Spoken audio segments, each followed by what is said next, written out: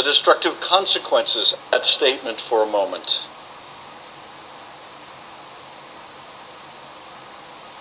Mr. President. Senator from California is recognized.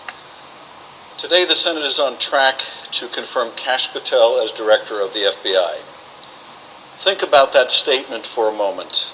Kash Patel, conspiracy theorist, January 6 denier, MAGA sycophant, and political provocateur, will be FBI director. The absurdity of it, the destructive consequences of it, and it's worth asking today, how did we get here to such an extreme point? To this moment when someone so patently unqualified, really disqualified from any position of responsibility, is poised to become director of the nation's preeminent law enforcement agency. Earlier today, I stood with my colleagues out in front of the FBI headquarters, a building that Kash Patel promised to dismantle on his first day as FBI director and turn into a museum of the deep state.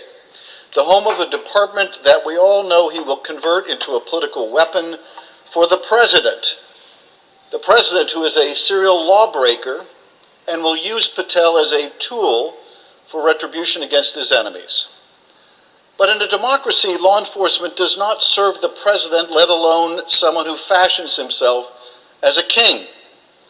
Law enforcement serves the people.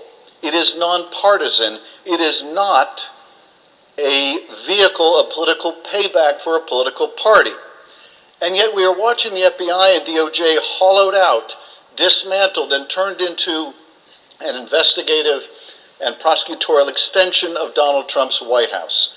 We are watching it live in real time. It is already happening in that building we visited this morning.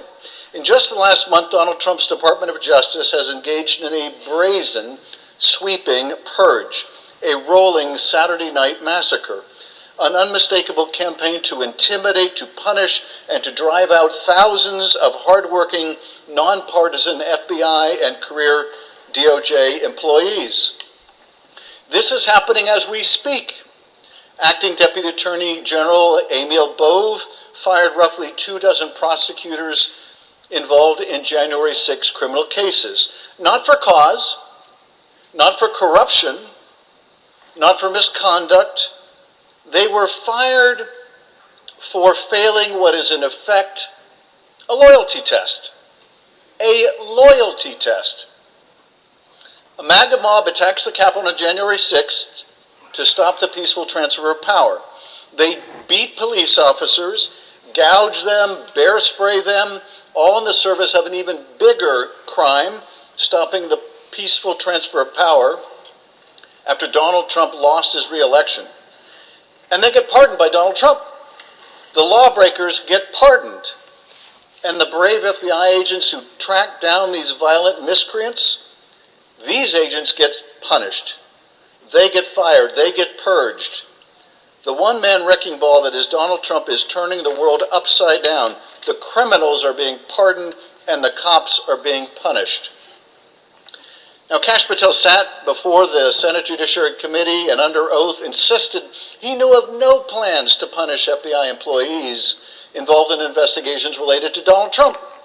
He positively levitated at the suggestion that such a thing could even be true. Then within days, top FBI agents were fired. Thousands of FBI employees, career professionals, were sent a detailed questionnaire demanding they disclose any involvement in investigations related to the January 6th insurrection. A warning accompanied this. Additional personnel actions could follow. And yet, Mr. Patel testified that, quote, there will be no politicization at the FBI. There'll be no retributive actions taken by any FBI should I be confirmed as FBI director. He sat in that committee room and told the Senate all FBI employees will be protected against political retribution. That was a Thursday. 3 weeks ago, the very next day, the purges began. Before the ink had dried on the transcript of that hearing, the retribution campaign had begun. In his written response to questions, Patel denies knowing about these actions in advance. denies knowing whether he discussed these dismissals with the White House, the DOJ, or the FBI. He wrote, "I do not recall having conversations with the transition team about pursuing any particular investigations or targets." I asked him in writing about these actions, and his answer was he doesn't remember.